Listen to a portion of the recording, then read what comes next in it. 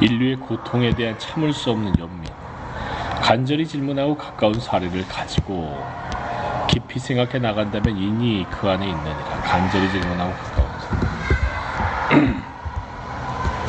이 책은 촘스키가 10년 동안의 간담회 연설의 세미나 등을 통해 세상의 물음에 답한 내용을 망라하여 그 가운데서 촘스키 사상의 고갱이와 세상을 읽는 통찰의 큰 줄기를 보여주는 내용을 치밀하게 가려 뽑아 엮은 책이다. 이전에 시대의 창에서 펴낸 촘스키 누가 무엇으로 세상을 지배하는가와 촘스키 세상의 권력을 말하다 시리즈가 주로 특정 주제를 놓고 전문 인터뷰와 나누는 대담이었다면 이 책은 불특정 다수의 청중을 앞에 두고 그들과 함께 광범위한 주제에 관해 이야기를 나눈 것이어서 마치 대화를 나누듯이 생동감 있고 그 내용이 훨씬 논쟁적이며 고백적이다. 그러다 보니 촘스키를 부르는 호칭이 다양한데 저마다 뉘앙스가 다르다. 가령 촘스키씨, 노엄 또는 당신이라고 호칭한 경우에는 내가 청중이 뭔가를 잘 모르니 한 수 배우고 싶다는 의도로 던진 질문이 많고, 촘스키 박사라고 호칭한 경우에는 학술적 내용으로 당신과 논쟁하고자 한다는 의도로 일으킨다. 바로 이런 사실은 저명 인사의 말을 청중이 일방적으로 듣기만 하고 끝나는 게 아니라 청중도 대화에 적극 참여하여 치열한 논쟁을 펼쳐나간다는 것을 보여준다. 가령 촘스키가 미국 언론의 편파성을 통렬하게 비판하면 질문에 나선 청중이 반박하고 그렇게 하여 치열한 대화가 진행된다. 두 사람의 대화 가운데 군더더기는 빼버리고 핵심만 편집해서 그렇지 아마도 대화의 현장에서 두 사람은 얼굴을 붉히기도 했을 것이다. 또 어떤 청중이 당신이 세계적 지명도가 있는 학자이므로 당신의 말을 들어주는 것이지 안 그렇다면 몇 명이나 당신의 연설회에 나왔겠느냐고 묻자 촘스키는 어떤 연설이 의미를 갖는 것은 그 연설의 내용이지 연설자의 이름 뒤에 나오는 직함이 아니다. 상식적인 사안에 대해서 논평하는 데에도 특별한 자격을 갖춰야 한다는 생각은 또 다른 속임수일 뿐이다. 그것은 민중을 주변화하려는 소외시키려는 술수이므로 그런 속임수에 넘어가서는 안 된다고 답변한다. 그런가 하면 시민운동의 고단함에 대해서 얘기가 오가는 가운데 어떤 청중이 시민운동을 하다가 너무나 요원한 전망에 혹시 절망에 빠진 적은 없느냐고 묻자 촘스키는 매일 저녁 절망을 느낀다고 고백하면서도 하지만 절망에 빠져서 허우적거리며 아무것도 안 한다면 그게 무슨 의미가 있겠는가? 그런 예측은 아무런 의미도 없으며 당신의 분위기 또는 당신의 정품을 그대로 반영했을 가능성이 높다. 만약 그런 전제 조건 위에서 행동한다면 사태는 결국 당신이 예측한 대로 벌어지고 말 것이다. 하지만 얼마든지 현재의 상태를 바꿀 수 있다는 전제 조건을 믿고 적극적으로 활동한다면 정말 그 상태가 바뀔 것이다 라고 통박한다. 이런 식으로 진행되는 대화는 시종 팽팽한 긴장을 유지하는데 강처럼 물을수록 넓어지고 깊어진다. 촘스키는 추상과 관념을 철저하게 배제한 채 구체적 사실과 증거를 가지고 세상의 물음에 답해 나간다. 또 모르는 것은 추호도 짐작해 말하는 법 없이 솔직하게 모른다고. 촘스키는 소련 체제를 비판한 사하로프를 예로 들면서 나는 미국 사람이기 때문에 미국의 잔악 행위를 얘기할 수밖에 없다고 말한다. 그의 이러한 윤리적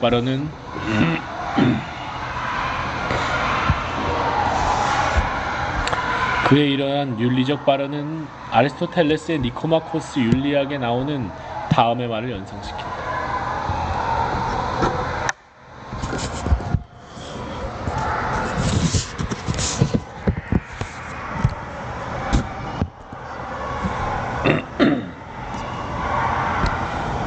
철학자에게는 친구도 진리도 다 소중하지만 친구보다는 진리를 더 중시하는 것이 철학자입니다.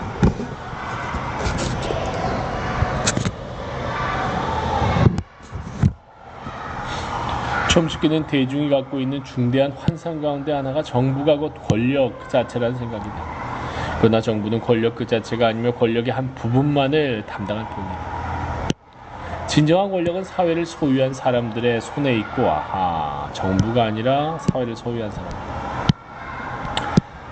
소유한 사람들의 손에 있고 국가 관리자들은 공무원에 지나지 않는다는 말로 세인의 그릇된 인식을 깨우쳤다. 그러면서 그는 개인, 기업, 언론 권력의 무한 확장과 허울뿐인 주권재민의 현실에 경종을 울린다. 나는 이 책을 처음 읽었을 때 혹시 이런 개인 권력에 대한 분노가 촘스키를 움직이는 힘이 아니었을까 궁금해하면서 셰익스피어의 코리올라누스에 나오는 다음의 대사를 많이 생각했다.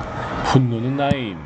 나는 분노를 나의 식사로 삼았으나 그것은 먹으면 먹을수록 나를 더 배고프게 한다. 코리올라누스, 분노는 나. 그러나 이 책을 거듭 읽으면서 분노보다는 민중에 대한 사랑이 그를 움직이는 힘이라고 확신하게 되었다. 실제로 촘스키는 매사추세츠 공카대학교 MIT 연구실에 그가 존경하는 버틀란트 러셀의 사진을 걸어두고 그 밑에 러셀의 좌우명을 붙여놓았다고 한다. 세 가지 열정이 내 인생을 지배해왔는데 하나는 사랑에 대한 열망이고 둘은 지식에 대한 탐구임에 셋은 인류의 고통에 대한 참을 수 없는 연민이다. 노노 자장편에는 간절히 질문하고 가까운 사례, 자기 나라의 사례를 가지고 깊이 생각하며 나아간다면 인이 그 안에 있으리라 라는 말이 나오는데 이는 곧 사랑의 동양적 표현이므로 세상의 물음에 답하는 촘스키의 말은 이러니 폐지하여 사랑의 말일 터이다. 한 권에 담은 촘스키의 정치사상. 우리의 목표는 촘스키의 정치사상을 일목요연하게 개관할 수 있도록 녹취록을 단행본 형태로 편집하되 촘스키 학술서의 엄정함과 인터뷰 형식의 친근함을 종합적으로 살릴 수 있는 그런 책을 만드는 것이었다. 이 책에 실은 토론의 주제는 다양한 범위에 걸쳐 있으며 이 세상을 이해하는 혁명적인 관점을 제시하면서 권력의 내면을 들여다보는 촘스키의 통찰을 다루고 있다. 촘스키의 독보성은 사실관계를 밝히는 정보를 풍성하게 제시하면서 전 세계 권력기관들의 만행과 기만을 완벽하게 폭로해버린다는 데 있다. 인터넷 덕분에 우리는 이 책의 웹사이트에 방대한 증빙 기록을 올려놓을 수 있게 되었다. 이 온라인 주석들은 인용 책자의 열거가 아니라 이 책의 본문에 대한 논평, 정보 문서의 발췌본, 신문기사 연구소의 준용한 인용문, 기타 중요한 정보 등 다양한 자료를 제공하고 있다. 우리의 목표는 사실에 근거하여 촘스키의 주장을 뒷받침할 수 있는 가능한 많은 증빙 자료를 제시하는 것이었다. 이 책의 온라인 주석은 이 책 영업한 웹사이트에서 다운로드 받거나 프린트할 수 있다. 우리는 수십 회에 걸쳐 진행한 간담회에 녹음 테이프들을 먼저 녹취한 다음 읽기 좋게 편집했다. 이어 불필요하게 반복된 부분은 제거하고 다시 취합하여 주제와 아이디어의 일관된 순서를 따라가며 재편집했다. 우리의 목표는 촘스키의 정치사상을 일목요연하게 개관할 수 있도록 녹취록을 단행본 형태로 편집하되 촘스키 학술서의 엄정함과 인터뷰 형식의 친근함을 조화롭게 살릴 수 있는 그런 책을 만드는 것이었다. 우리는 촘스키의 말을 있는 그대로 충실하게 살리려고 했었다. 실제로 촘스키는 이 책의 본문을 모두 읽어보았다. 하지만 단행본의 구조와 스타일을 살리기 위해 약간의 수정을 가할 필요가 있었음을 밝힌다. 이 책에서 질문하는 사람들은 man 또는 woman으로 표시했는데 이렇게 하는 것이 같은 사람의 연이은 질문을 쉽게 알아보게 하고 또 다른 질문자가 끼어들었을 때도 금방 구분할 수 있다는 판단에 세웠다. 우리는 주석에서 인용된 자료들을 몇몇 외국어로 된 것들을 제외하고 모두 찾아보고 확인했다. 대부분의 자료들은 본문 내용을 뒷받침하기 위해 인용한 것이었지만 그렇지 않은 것도 일부 있다. 우리는 주석에 관련된 아주 흔한 오해를 다루고 있는 제1장의 주석 67번을 참조할 것을 권한다. 주류 언론의 기사를 빈번하게 언급한 것은 언론의 프로파간다 모델을 정면에서 폭로하기 위한 것이다.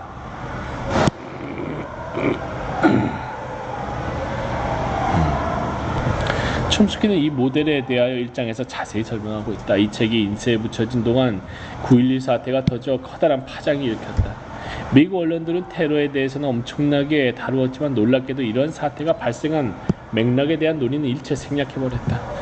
부시 대통령과 정부는 미국은 세계의 자유와 기회의 횃불이기 때문에 테러 공격의 목표물이 되었다고 발표했는데 미국의 주류 언론은 이 성명서를 앵무새처럼 되풀이했을 뿐이다. 걸프전 동안 자행된 이라크 민간인에 대한 무차별 살상, 걸프전. 미국이 주도한 경제 제재로 이라크 국민들이 겪은 참상, 민족을 탄압한 서남아시아 독재 권력들의 미국이 보낸 지지 등에 대해서는 전혀 언급하지 않았다. 그저 테러에 따른 분노를 증폭시키는 데에만 열을 올렸을 뿐이다. 이 책은 9.11 사태 이전에 편집되었지만 이 테러 공격의 중요한 배경과 온갖 의문에 대한 답이 이 책 속에 이미 제시되어 있다. 왜 미국 언론은 그처럼 제한적이고 무비판적이고 부정확한 분석만을 내놓고 있는가? 미국 외교 정책의 근간은 무엇이며 왜 그것이 전 세계적으로 광범위한 징후를 불러일으키고 있는가? 이런 상황을 바꾸기 위해 보통 사람 또는 시민들은 무엇을 할 수 있는가? 촘스키는 테러 공격 직후 이렇게 말했다. 선진국 국민은 이제 선택 앞에 서 있다. 그저 놀라움을 표시하며 공포에 떠느냐 아니면 이런 범죄를 일으킨 원인을 파악하려고 애쓰는가?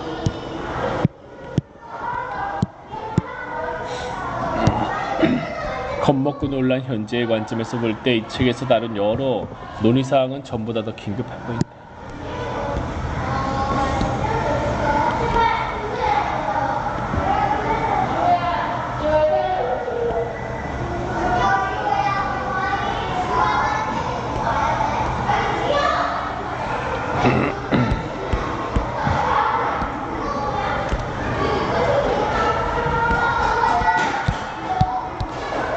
1989년 4월 15일 매사추세츠 로우에서 진행된 공개 토론회 가운데 개회 세미나를 바탕으로 엮었다. 1989년.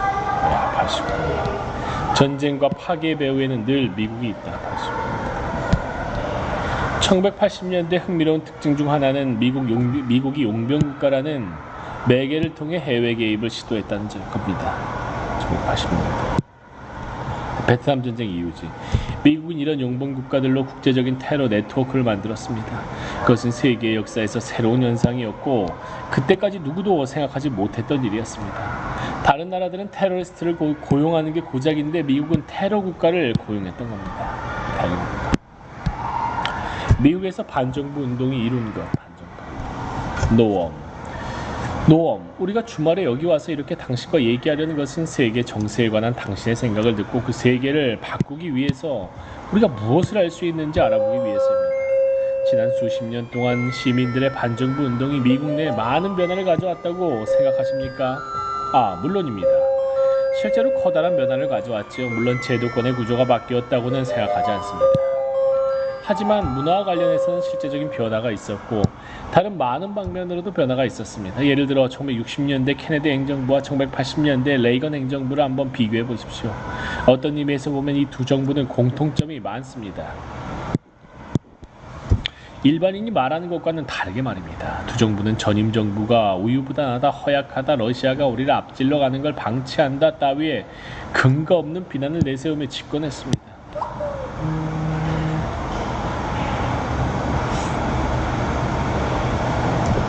케네디는 미사일 개입이라는 근거 없는 어젠더가 있었고 레이건 역시 취약성의 창이라는 근거 없는 어젠더가 있었습니다.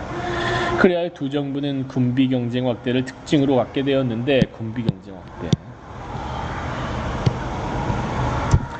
그 결과 국제적 폭력이 증가되었고 미국 납세자들은 군비 지출의 명목으로 국내 방위 산업체에 많은 보조금을 주게 되었습니다.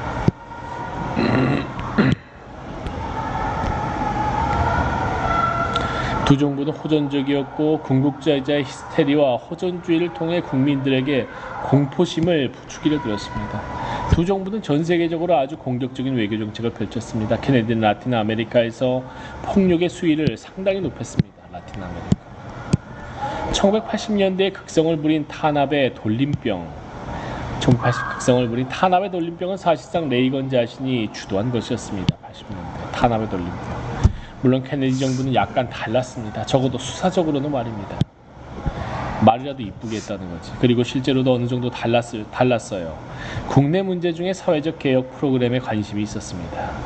반면에 레이건 행정부는 정반대했고 즉 사회복지제도의 철폐에 열을 올렸습니다. 그런데 이 사실은 케네디 시대와 레이건 시대의 국제적 형편이 상당히 달랐음을 뚜렷이 보여주는 것입니다.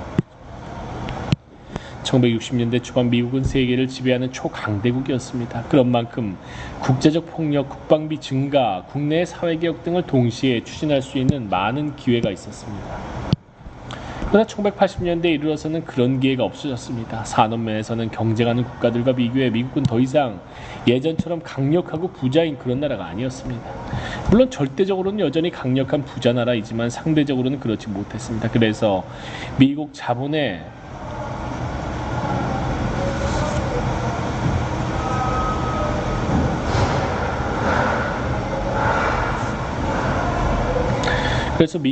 수익성과 경쟁력을 높이려면 복지 수준을 낮추어야 한다고 생각했는데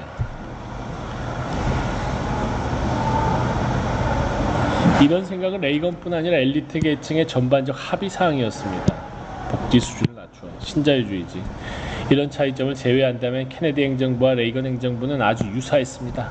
그렇지만 레이건 행정부는 과거 케네디 행정부가 한 대로 따라할 수 없었습니다. 가령 케네디는 쿠바를 직접 침공할 수 있었고 또 지금까지 알려진 세계 최대 규모의 국제 테러 작전을 발진시켰습니다. 이 테러 작전은 여러 해 계속되었는데 어쩌면 지금도 진행되고 있을지 모릅니다. 케네디는 남베트남을 침공할 능력이 있었고 결국 그렇게 했습니다. 그는 미 공군을 베트남에 보내 폭격을 하고 네이팜탄을 투하시켜 그 나라의 국토를 파괴했습니다. 또한 지상병력을 보내 그 나라의 농민 독립운동을 분수했습니다. 그렇지만 베트남은 지구 반대편에 있는 나라이기 때문에 미국의 작은 관심사에 지나지 않았습니다. 레이건 행정부는 미국에서 훨씬 가까운 지역인 중앙아메리카에서 그와 비슷한 행동을 하려고 했으나 결국 뒤로 물러서고 말았습니다. 1981년 레이건 행정부는 초기 몇 달 동안 중앙아메리카에 직접 개입하려고 했으나 곧 후퇴하여 은밀한 작전을 추진하게 되었습니다. 비밀 무기 판매, 보호국가들을 통한 은밀한 자금 지원, 니카라과의 콘트라 같은 테러리스트 세력의 지원, 니카라과 콘트라, 테러리스트까지 지원했군요. 니카라과 등이 그것입니다. 이것은 아주 확연한 차이 아니 극적인 차이였습니다. 난 이런 차이를 빚어낸 힘이 지난 25년 동안 반정부 활동의 구체적 성과 중 하나라고 생각합니다. 사실 레이건 행정부는 공공외교청이라는 주요 선정기구를 설치하도록 강요당했습니다. 레이건 행정부. 이것은 미국 역사상 두 번째인데 1917년 윌슨 행정부 시절에 설치된 것이 최초입니다. 하지만 훨씬 규모가 크고 업무 영역도 방대했는데 주된 목적은 대중을 세뇌하는 것이었습니다. 레이건 공공외교청 주요 선전기구 공공외교청이 있었어요.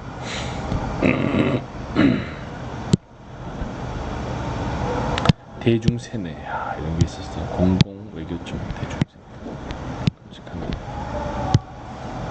대중을 세뇌하는 것.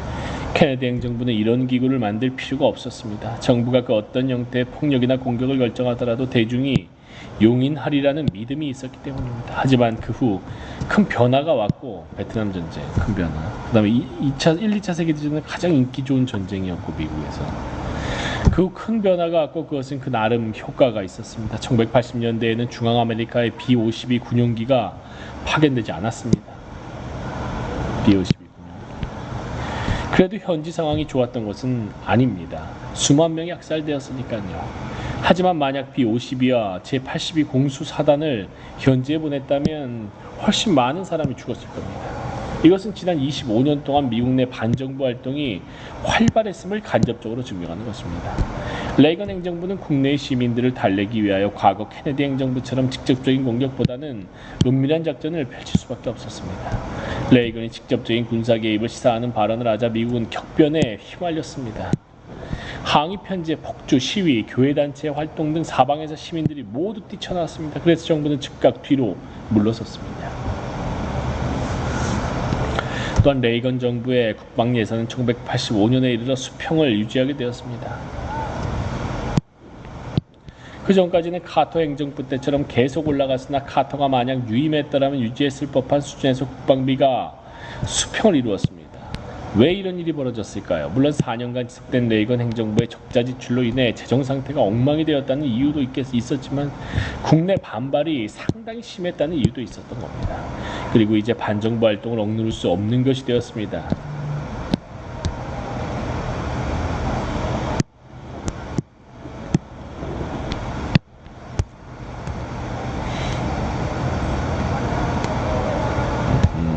이런 반정부 시기가 훨씬 많아졌다 이거지. 레이건은 이런 반정부 활동의 중심이었고 원천이었고 조직이 없다는 사실은 강점이면서 단점입니다. 자기 혼자뿐이라고 느낀다는 것은 단점인데요. 자기 행동이 낳은 구체적 결과를 거리에서는 발견할 수 없으니까요. 가시적인 것, 가령 대규모 집회나 시위 같은 게 없으니까 아예 활동이 없나 보다 생각하기 쉽습니다. 물론 그런 집회나 시위가 가끔 있긴 하지만 늘 있는 것은 아니지요. 게다가 운동 세력들끼리 서로 긴밀하게 연계하지 못합니다. 그래서 각종 조직 활동이 평행으로 이루어질 뿐 중심으로 수렴되지 못하는 경향이 있습니다. 반면 장점은 이런 것입니다. 우선 그것을 분쇄하기가 어렵습니다. 구체적으로 제거해야 할 대상이 분명하지 않은 까닭입니다. 그래서 조직을 제거해도 또 다른 조직이 생겨나 그 자리를 대신합니다. 그래서 장기적인 관점으로 보자면 반정부 활동이 수동적이요, 순종적이요, 세뇌되어 버렸다는 얘기는 사실이 아닙니다. 오히려 정반대입니다. 비록 뚜렷하진 않더라도 분명한 차이를 만들어낸 것입니다. 여러분은 그 사실을 다양한 방식으로 확인할 수 있습니다. 내 얘기는 레이건 행정부의 정책에 대한 대중의 반발이 점점 거세지고 있다는 겁니다. 반발은 늘 있었지만 1980년대에 들어와 더 거세졌습니다. 그리고 미디어, 언론을 보십시오. 약간의 변화를 거쳐 전부 다 개방적이 되었습니다. 20년 전에 비해 반정부 인사들이 미디어에 접근하기가 쉬워졌습니다. 물론 엄청나게 쉬워진 건 아닙니다. 0.1%에서 0.2%로 나아진 정도지만 그래도 차이가 생긴 건 생긴 겁니다. 그리고 1960년대 문화와 경험으로부터 벗어나 제도권 내 미디어, 대학, 출판그룹, 정치제도 등에 진출한 사람들도 있습니다. 이 또한 구체적인 효과라고 할 수 있습니다. 카터 행정부의 인권 정책을 한번 봅시다. 원래는 의회가 제출한 인권 프로그램이었는데 카터 행정부는 비록 제한된 범위 내에서였지만 받아들일 수밖에 없었습니다. 이 프로그램은 1980년대 내내 유지되었고 레이건 행정부도 어느 정도 그 프로그램에 적응해야만 했던 거죠. 그래서 프로그램이 효과를 발휘한 겁니다. 물론 이 프로그램이 냉소적으로나 위선적으로 활용됐다는 걸 우리는 알고 있습니다. 그럼에도 불구하고 이 프로그램을 통해 구제된 사람들이 많이 있습니다. 그럼 이 프로그램은 어디에서 나온 것일까요? 그 근원을 찾아 올라가 보면 1960년대 청년들이 입안했다는 걸 알 수 있습니다. 이런저런 분야에서 대중이 압력을 넣은 덕분입니다. 그들의 제안은 한두 군데 의회 의원 사무실을 거쳐 마침내 의회에서 입법화되었습니다.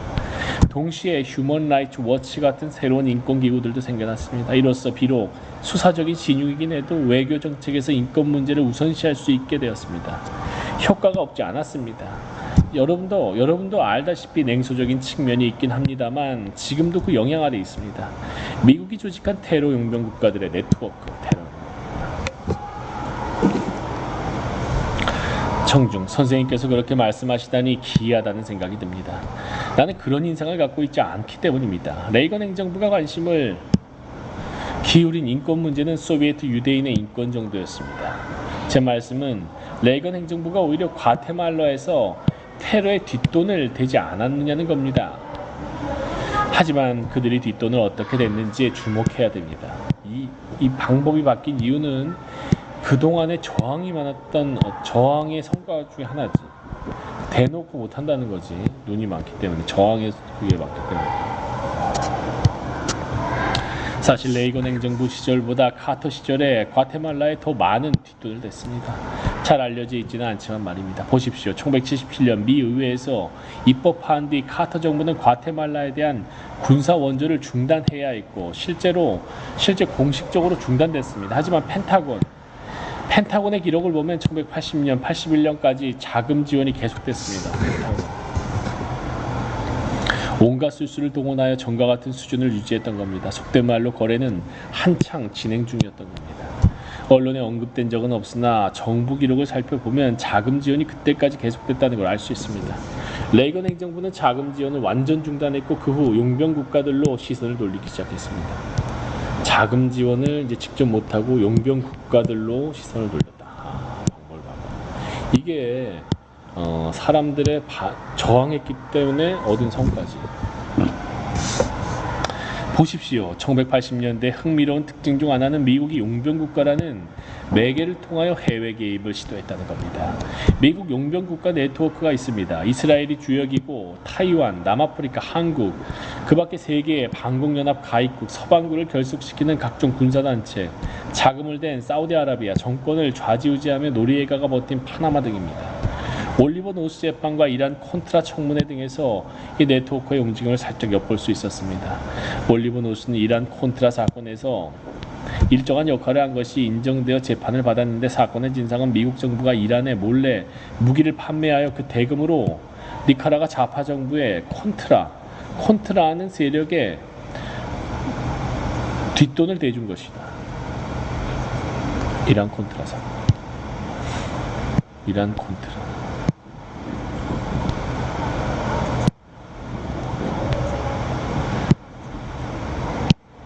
이란 몰래 대금으로 니카라과의 좌파 정부의 콘트라, 반항하는 세력, 좌파 정부에 하는 보수 세력에 뒷돈을 대줬고.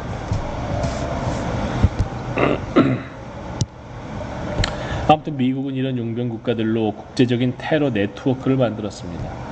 그것은 세계의 역사에서 새로운 현상이었고, 그때까지 그 누구도 생각하지 못했던 일이었습니다. 다른 나라들은 테러리스트를 고용하는 게 고작인데, 미국은 테러 국가를 고용했던 겁니다. 그런데 올리버 노스 재판에서 한 가지 의미심장한 게 튀어나와서 나도 깜짝 놀랐습니다. 아무것도 안 나올 줄 알았거든요. 문서 하나가 나왔습니다. 바로 그들이 언급한 저 유명한 42쪽짜리 문서입니다. 여러분이 이 문서를 봤는지 모르겠습니다. 정부는 기밀 문서의 공개를 허용하지 않았지만 요약본은 공개해도 좋다고 했습니다. 판사가 배심원들에게 그 문서를 건네주면서 이렇게 말했어요. 이건 사실로 간주해도 됩니다. 정부가 허가를 했으므로 그 내용을 의심할 필요가 없습니다. 물론 이것이 역정보일 가능성도 있습니다. 하지만 정부가 진실이라고 말을 했던 자료이므로 정말 진실이냐 아니냐는 별개의 문제입니다. 어쨌든 이 42쪽짜리 문서는 정말 흥미롭습니다. 그것은 미국이 운영한 대규모 국제 테러 네트워크의 요약본입니다. 국제 테러 네트워크에 참여한 나라와 그들을 참여시킨 방법이 열거되어 있습니다. 이 문서는 니카라과 전쟁에만 집중되어 있습니다. 니카라과 전쟁. 물론 다른 작전도 진행 중이었는데, 가령 앙골라, 아프가니스탄, 기타 국가들로 눈을 돌리면 유사 정보를 얼마든지 찾을 것입니다. 이 네트워크의 주역은 이스라엘인데, 미국이 흑아프리카에 침투하는 데 도움을 주었고, 이스라엘, 과테말라의 인종학살을 지원했습니다.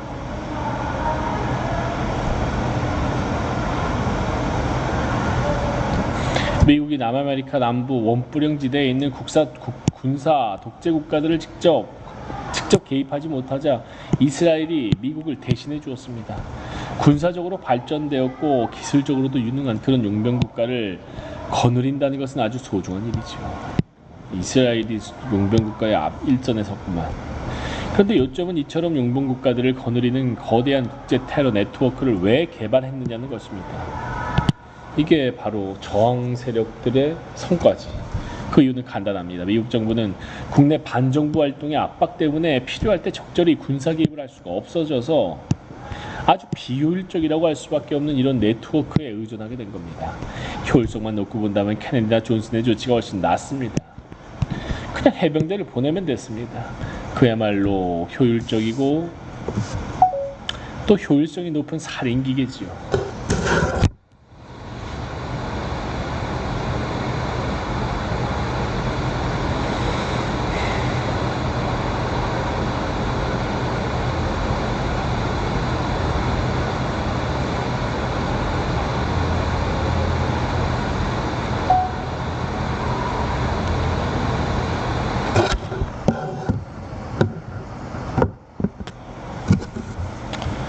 그야말로 효율적이고 또 효율성이 높은 살인기계지요. 위험에 노출될 필요도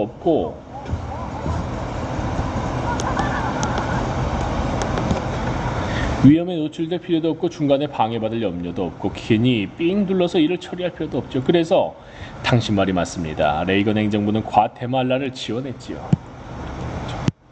하지만 간접적으로 지원했습니다. 거기에 이스라엘 고문단을 보내고 타이완의 대폭동 요원 등을 보냈습니다. 한 가지 사례를 더 보겠습니다. 6개월 전쯤 니카라과의 주요 콘트라인 저항세력, 니카라과 민주 세력의 첩보 책임자 호라시오 아르세가 망명해 왔습니다. 그는 현재까지 가장 중요한 망명자입니다. 미국에는 보도되지 않았지만 그는 멕시코에서 광범위하게 인터뷰했습니다. 그때 말을 많이 했는데 호라시오 니카라과의 주요 콘트라 첩보 책임자 호라시오 아르세, 이거 나쁜 놈이지. 미국 친미 성향 가진 놈 아니야. 그때 말을 많이 했는데 그 중에는 훈련 세부 사항도 있었습니다. 그는 플로리다에 있는 에글린 공군기지에 불법적으로 보내졌고 그때 받은 훈련과 훈련을 마친 뒤 공수부대 요원으로 산살바도르에 파견되어 산살바도르에 파견되어 활동한 것에 관해 자세히 말했습니다. 이들을 훈련시키기 위해 전 세계 각지에서 사람들이 동원되었습니다. 에스파냐 출신 훈련 교관, 다수의 이스라엘 요놈들이 아주 개새끼들이야. 이스라엘인 교관, 푸에르토리코인, 쿠바인, 타이완인, 도미니카인 등 다양했습니다. 한국인이 없는 게 이상하네. 미스키토 인디언 출신의 훈련생에게는 일본인 훈련 교관이 별도로 있었습니다. 방대한 규모의 군사 개입 작전이었습니다. 그런데 이게 모두 은밀하게 진행되었을 뿐 아니라 모두 불법이었다는 겁니다. 게다가 치명적이기도 했지요. 1980년대 과테말라에서만 대략 10만 명 정도가 학살되었습니다. 이런 사건 때문에 미국이 간접 지원해서 죽인 거지. 1980년대 과테말라에서만 민주운동은 아예 절멸되었지요.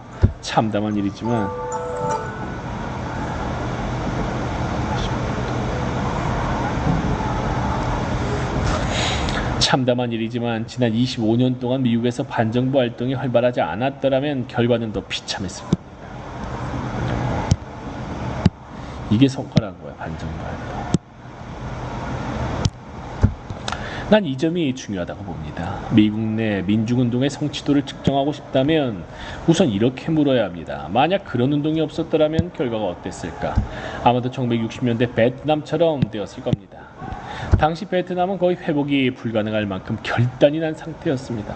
그리고 이 점을 기억하십시오. 미국 입장에서 중앙아메리카는 베트남보다 훨씬 더 중요한 것입니다. 역사적으로 계속 개입하려 했고 미국의 뒷마당이며 미국 기업에서 이 지역을 필요로 합니다. 기업의 필요 때문에 그렇지. 일본이 동아시아에 값싼 노동력을 착취한 것처럼 미국도 이 지역에서 그렇게 한 것입니다. 그런데 레이건 행정부는 과거 케네디 정부가 지구 반대편의 베트남에 했듯이 군사 개입을 하지 못하게 되었습니다. 동아시아의 값싼 노동력 착취.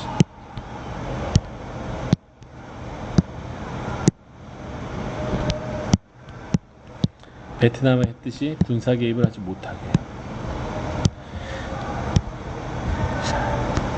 이것은 커다란 변화입니다. 나는 그 공로가 마땅히 국내 반정부 활동에 돌아가야 한다고 생각합니다. 결국 이란 콘트라 청문회라는 건 뭡니까? 그 사건의 핵심은 정부가 잠수를 탔다는 뜻입니다. 정부가 잠수를. 멋진. 이란 콘트라 청문회, 정부가 잠수를. 왜 드러내놓고 정면에서 해치우지 못했을까요? 무엇보다도 그렇게 할 수가 없었기 때문입니다. 국민이 두려웠던 겁니다. 이건 중요한 사실입니다. 정부가 테러 활동을 위해 이처럼 깊숙이 잠수해야 했다는 사실은 희귀한 일입니다. 이례적입니다. 난 역사적으로도 전례가 있었다고는 생각하지 않습니다. 관점이 진짜 죽인다 죽여. 제3세계 정부의 전복. 청중 2. 칠레의 아엔데 쿠데타도 은밀한 제거 작전이었는데 아엔데 쿠데타. 피노체트를 세운 거지. 아엔데 쿠데타도 은밀한 제거 작전이었는데요. 칠레 대통령 살바도르 아엔데는 훌륭한 사람이지. 아엔데는 1973년 미국 중앙정보국이 배후 조종한 쿠데타에 의해 실각했다. 그렇지. 피노체트. 그래요. 아엔데 사태도 지하 작전이었죠.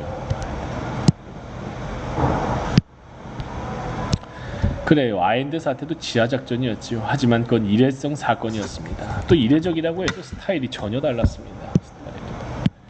한마디로 고전적 스타일이었는데 이란 콘트라 사건의 이란 쪽 작전도 이와 비슷했습니다. 정부를 전복시키는 고전적 스타일이란 바로 이런 겁니다. 고전적 스타일. 이란 콘트라. 먼저 그 나라의 군부를 무장시키냐. 이건 용병 국가를 고용하는 새로운 방법이 아니라 예전 고전 스타일이구나. 고전 스타일. 군부 무장. 먼저 그 나라의 군부를 무장시킵니다. 이건 몇 가지 뚜렷한 이유들 때문에 하나의 표준 절차가 되었습니다. 가령 당신이 어떤 정부를 전복시키고자 한다면 누가 당신을 대신해 그 일을 해주겠습니다. 당연히 그 나라의 군부밖에 없지요. 정부를 전복할 힘을 가진 건 군부뿐이니까요. 바로 이런 이유 때문에 전 세계의 군부를 군사 원조해주고 군부에 군사 원조를 해주고 유능한 군인을 미국으로 내려와 훈련시키는 것입니다.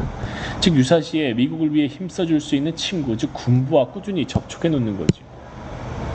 미국 정부의 기밀 문서들을 정독해보면 이런 표준 절차가 아주 명백하게 진술되어 있습니다. 가령 지금은 비밀 해제된 로버트 맥나마라 케네디 정부의 국방장관, 로버트 맥나마라와 맥조지 번디 케네디 정부의 국가안보특별보좌관, 맥조지 번디가 1965년에 주고받은 비밀 메모를 보세요. 두 사람은 라틴 아메리카 사회의 군부 역할에 대해서 논의하고 있어요. 라틴 아메리카 정부들이 국가의 복지를 추구하지 않을 경우 결국 군부가 민간 정부를 전복해야 한다는 얘기입니다. 여기서 국가의 복지라 하면 곧 미국 다국적 기업의 복지를 의미하는 것이죠. 국가의 복지라 하면 곧 미국 다국적 기업의 복지. 그래서 정부를 전복하고자 하면 먼저 군부를 무장시키는 겁니다. 그런 다음 민간 정부가 제대로 기능하지 못하도록 방해하는 거지요. 그래서 정부를 전복하고자 하면 먼저 군부를 무장시킵니다. 그런 다음 민간 정부가 제대로 기능하지 못하도록 방해하는 거지요. 이 시나리오가 칠레의 경우 딱 들어맞았습니다. 우리는 군부를 무장시켰고 경제적 혼란을 야기했으며 그 다음에는 군부가 정부를 접수하도록 했습니다. 물론 이것은 아주 고전적인 수법이죠. 사실 이것은 이란 콘트라 사건의 이란 쪽 작전에도 딱 들어맞는 얘기입니다. 이란 군부에 무기를 실어보낸 것은 미국 인질들, 1985년 창립된 레바논의 친이란 단체에 붙잡힌 미국인들을 석방하기 위한 비밀거래도 아니었고, 내가 볼 때 10월의 깜짝쇼, 미 대선에는 주로 10월에 선거에 영향을 주는 스캔들이 많이 터진다. 10월 깜짝쇼도 아니었습니다. 이미 사로잡은 미국인 인질 석방을 1980년 대통령 선거 전으로 미루는 대가로 무기를 제공하겠다며 레이건 행정부가 이란 정부와 맺은 비밀 계약.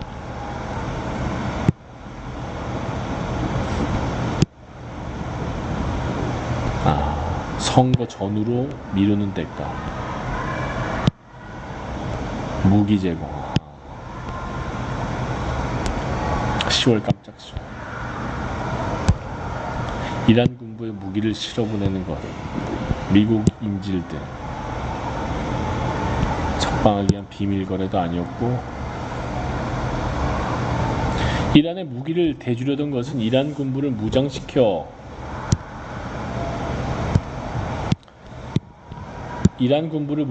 쿠데타를 일으키게 하고 이어 예전에 샤 왕조를 복원하자는 계획이었습니다. 여기에는 상당한 증거가 있습니다. 원한다면 더 얘기할 수도 있습니다.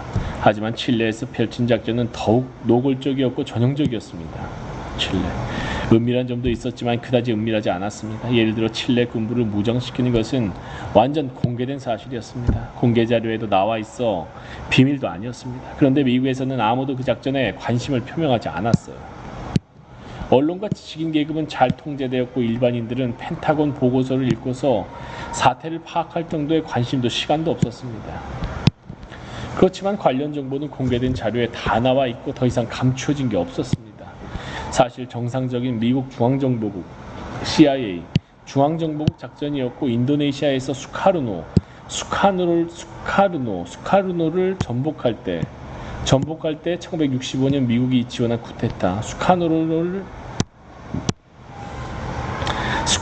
전복할 때와 비슷했습니다. 그때는 은밀한 부분도 있었고 그것은 아직 공개되지 않았습니다. 하지만 칠레 작전은 아주 은밀한 지하 작전이 아니었습니다. 1980년대 중앙아메리카에서 미국이 벌인 활동에 비하면 아무것도 아니었습니다. 규모가 비교가 안 될 정도로 엄청났죠. 내가 말하고 싶은 것은 비밀 공작이 있었다는 겁니다. 비밀 공작이 있었다. 새로운 것이 전혀 아닙니다. 전례들이 상당히 있습니다. 가령 1953년에 이란 정부 전복은 비밀 작전이었습니다. 1954년 과테말라 정부를 전복시킨 것도 비밀 작전이었고, 이것은 20년 동안 비밀로 지켜져 왔습니다. 현재까지 국제 테러 작전 가운데 단일건으로는 최대 규모인 몽구스 작전, 이건 쿠바지. 몽구스 작전은 피그스만 침공 직후 케네디 정부가 추진한 것입니다. 물론 이것도 비밀 작전이었지요. 어떤 작전이었습니까? 쿠바를 직접 침공하여 카스트로를 제거하려던 피그스만 침공 작전이 실패로 돌아가자 케네디는 쿠바를 상대로 주요 테러 작전을 발전시켰습니다. 피그스만 침공 작전, 카스트로 제거, 피그스만 침공 작전.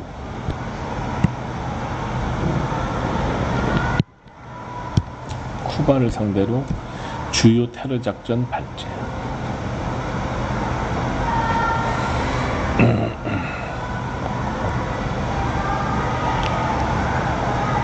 1961년 11월 30일. 대규모 작전이었습니다. 알려진 대로 연간 예산이 5천만 달러였습니다. 2,500명이 동원됐는데 약 500명이 미국인이었고 나머지 2,000명은 자산, 즉 쿠바 난민이거나 기타 인원들이었습니다. 이 작전은 플로리다에서 발진되었고 전적으로 불법이었습니다. 플로리다에서.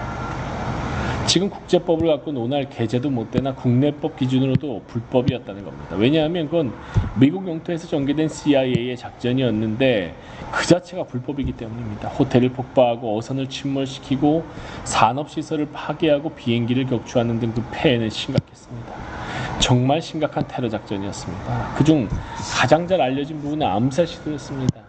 카스트로의 암살 시도가 18번이나 있었다고 합니다. 카스트로 암살 시도. 상당 부분은 1975년 상원의 처치위원회에서 밝혀졌습니다. 나머지는 몇몇 훌륭한 추적 보도에 의해서 밝혀졌습니다. 오늘날에도 이런 테러 작전이 진행되고 있을 터인데 우리는 보통 몇 년 뒤에나 알게 됩니다. 아무튼 1970년대에는 계속되었다는 것이 틀림없습니다. 여기서 1년 전에 드러난 정보 하나를 여러분에게 말씀드리겠습니다. 요지는 몽구스 작전이 전 세계를 결단낼 뻔했다는 것입니다. 핵폭탄 쓰려고 그랬나? 몽구스 작전. 쿠바 미사일 위기. 1962년 쿠바에 설치된 소련 미사일을 두고 미국과 소련이 결전을 치를 뻔한 위기. 쿠바 미사일 위기와 관련하여 배포된 새로운 자료를 여러분이 얼마나 추적했는지 모르겠습니다. 아주 흥미로운 정보입니다. 당시 미국은 소련 사람들과도 만났고 쿠바 사람들과도 만났습니다. 많은 자료가 정보 공개법에 따라 공개되었습니다. 그런데 여기서 쿠바 미사일 위기에 대한 전혀 엉뚱한 그림이 나왔습니다. 발견된 사안 가운데 한 가지는 미사일 위기에 관해 소련과 쿠바가 서로 다른 어젠다, 의제를 갖고 있었다는 겁니다. 쿠바 미사일 위기에 대한 표준 해석이란 쿠바는 소련의 꼭두각시에 지나지 않는다는 것이었습니다. 표준 해석. 쿠바가 소련의 꼭두각시. 하지만 진실은 그렇지 않았습니다. 진실과는 아주 거리가 먼 얘기입니다. 믿을 수 있다면 좋겠지만 사실은 그렇지 않습니다. 사실 쿠바는 엄청난 걱정거리를 갖고 있었습니다. 미국의 침공을 두려워했던 겁니다. 그리고 나중에 밝혀진 바에 따르면 그 걱정은 타당했습니다. 미국은 1962년 10월 쿠바 침공할 계획이었고 미사일 위기는 같은 해 10월에 벌어졌습니다. 미사일 위기 같은 해 10월. 미사일 위기가 시작되기 전에 이미 미국은 해군과 육군 부대가 침공할 준비를 마친 상태였습니다. 이것은 정보공개법에 따라 공개된 자료에 나와 있습니다. 물론 그동안 이 사실은 줄곧 부인되었습니다. 가령 맥조지 번디도 군사체제에 관해 쓴 책에서 이 사실을 부인했습니다. 하지만 그건 사실이었고 이를 증명해줄 문서까지 나왔습니다. 쿠바도 그런 사실을 알고 있었고 그래서 행동에 옮겼을지도 모릅니다. 한편 소련은 미사일 개입을 걱정했습니다. 실제로도 미국이 우세했지 케네디가 주장한 것처럼 소련이 우세하진 않았습니다. 이 위기는 케네디와 흐르츠초프가 그 유명한 거래를 통해 합의한 덕분에 끝을 내게 되었습니다. 거래 직후 소련은 미국과의 합의 내용을 이행하기 위해 쿠바에 있는 미사일을 장악하려고 했습니다. 그때까지 소련은 미사일을 실제 장악하고 있지 않았습니다. 쿠바 사람들이 장악하고 있었던 거죠. 하지만 쿠바는 타당한 근거를 갖고 미국의 침공을 걱정하고 있던 터라 미사일을 내놓으려 하지 않았습니다. 그러자 11월 초에 소련과 쿠바가 대치하는 사태까지 벌어졌습니다. 소련과 쿠바의 대치. 그러니까 미사일 통제권을 놓고 소련 군대와 쿠바 군대가 실제 교전 직전까지 갔습니다. 미사일 통제권. 소련과 쿠바가. 아주 긴장된 순간이었고 무슨 일이 벌어질지 예측 불허였습니다. 바로 그 와중에 몽구스 작전 하나가 실시되었습니다. 미사일 위기가 최고조에 달한 순간 CIA가 쿠바에 공장을 폭파했는데 쿠바 발표에 따르면 약 400명이 희생되었습니다. 하지만 쿠바는 보복을 하지 않았습니다. 만약 쿠바의 보복으로 미국에 유사한 상황이 벌어졌다면 틀림없이 케네디는 반격했을 것이고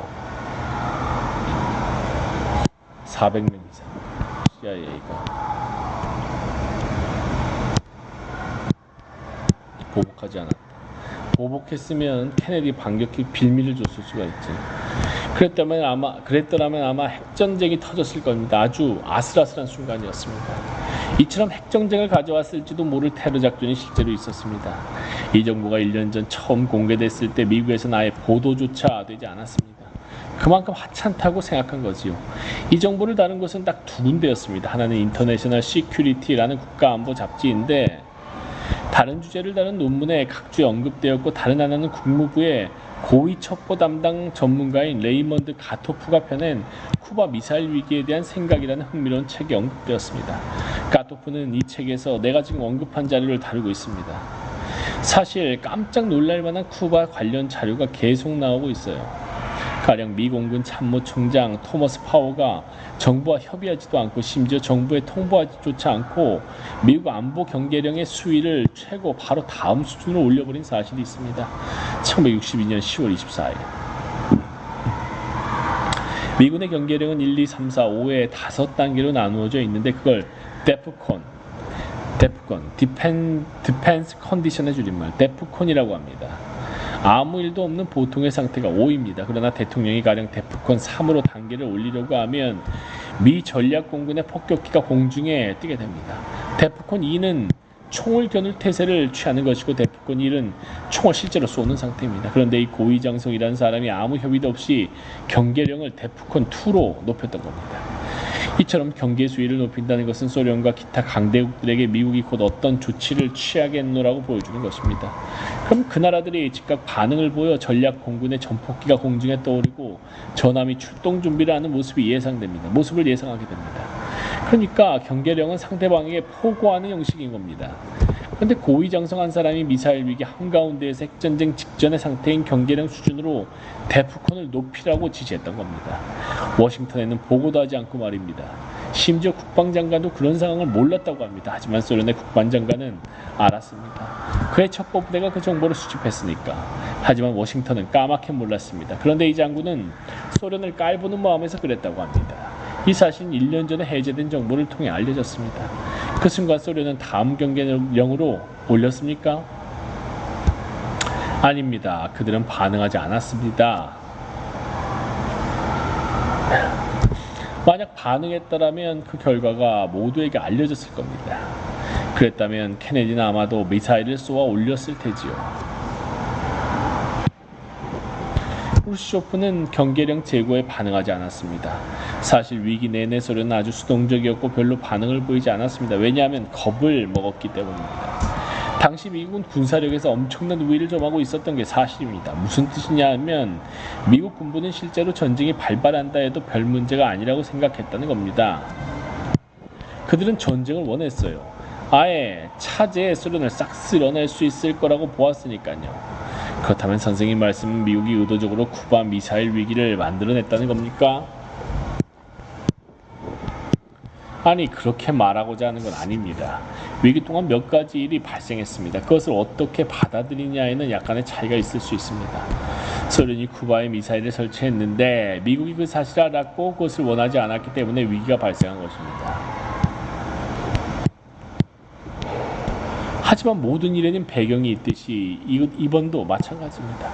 그 배경의 일부는 미국이 그 당시 쿠바를 침공하려 했고 미국이 쿠바 침공. 그 사실을 쿠바도 소련도 알고 있었다는 겁니다. 하지만 미국은 몰랐어요. 다시 말해 미국 국민들은 그걸 몰랐습니다. 아니, 미국 정부 내 많은 인사들도 그 사실을 몰랐어요. 그걸 알고 있는 사람은 정부 내 최고의 인사들 뿐이었습니다. 정부의 비밀. 여기서 정부의 비밀에 대해 한 가지 지적해두고 싶습니다. 정부 비밀이라는 게 대부분 국가안보하고는 상관이 없습니다. 국민들에게 진상을 알리지 말자는 것일 뿐입니다. 많은 기밀 문서들은 30년이 지나면 비밀 해제가 되는데 그 기다란 리스트를 면밀히 살펴보면 국가안보하고는 아무 상관이 없음을 발견하게 됩니다. 이 문제로 박사학위 논문을 쓴 스티븐 준스, 청중 속의 준수 교수가 있다. 스티븐 준스가 동의할지 모르겠는데 다양한 분야의 기밀 문서를 읽어본 내 느낌으로서는 그 안에서 국가안보와 관련된 내용은 사실상 찾아볼 수 없었다는 것이었습니다. 그러니 비밀을 유지하는 주된 목적은 진상을 일반 대중이 모르게 하자는 거, 그것뿐입니다. 스티븐 준스, 전적으로 동의합니다. 그래요. 당신 느낌도 그렇지요. 나는 MIT에서 근무하기 때문에 펜타곤이나 기타 부서를 위해 미사일 연구를 하는 과학자들과 얘기를 나눌 기회가 많습니다. 그들은 도대체 국가 기밀이라는 게 왜 있는지 모르겠다고 말합니다. MIT에서 커다란 미사일 실험실을 운영하고 있고 비행체 관성 유도를 창안한 스타크, 드레이퍼 같은 과학자는 노골적으로 말하기도 했고 또 개인적으로 내게 말해준 적도 있습니다. 도대체 이런 비밀 구분의 목적을 이해할 수가 없다는 겁니다. 실제 효과는 미국 과학자들의 원활한 의사소통을 막을 뿐이라는 겁니다.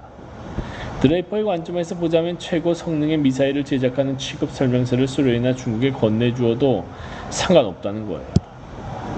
우선 그 책만 갖고는 미사일을 만들지 못한대요. 왜냐하면 제작할 만한 기술적, 산업적 수준에 아직 도달하지 못했다면 그 책이 아무 소용이 없기 때문이죠. 만약 그런 수준에 도달했다면 이미 미사일을 만들고 말았을 거고요.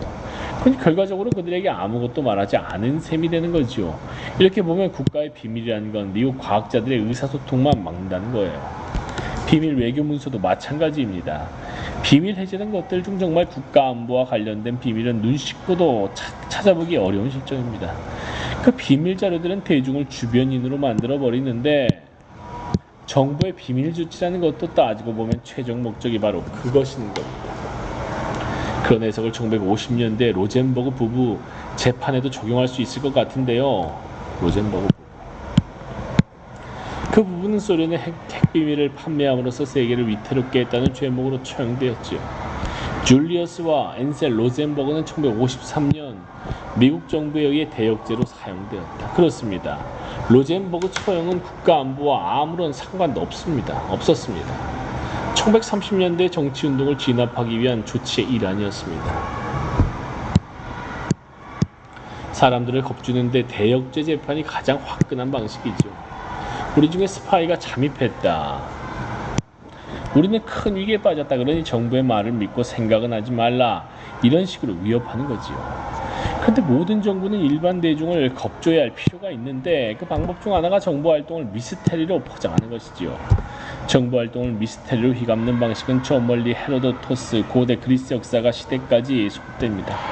헤로도토스의 책을 읽다 보면 메데족과 기타 부족들이 투쟁을 통해 자유를 얻고도 다시 자유를 잃어가는 과정을 볼 수 있습니다.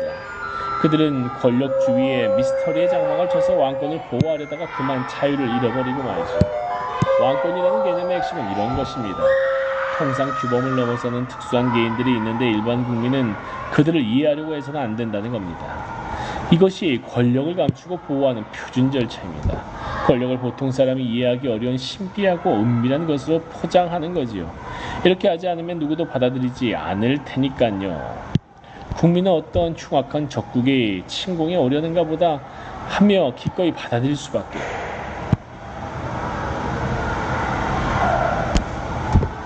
그래서 자신들을 보호해달라며 그들의 권리를 떼고 왕, 대통령 이런 존재들에게 넘겨주는 겁니다. 이게 정부가 작동해온 방식입니다. 이게 권력이 행사되는 시스템이고 비밀 제도는 그 한 부분입니다. 은밀한 테러도 권력 시스템의 한 부분입니다. 일반 국민이 직접 개입과 폭력을 지지하지 않으면 그들에게 숨길 수밖에 없습니다. 어떻게 보면 정부의 비밀 활동이 많다는 것은 시민들의 반정부 활동이 만만치 않다는 반증입니다.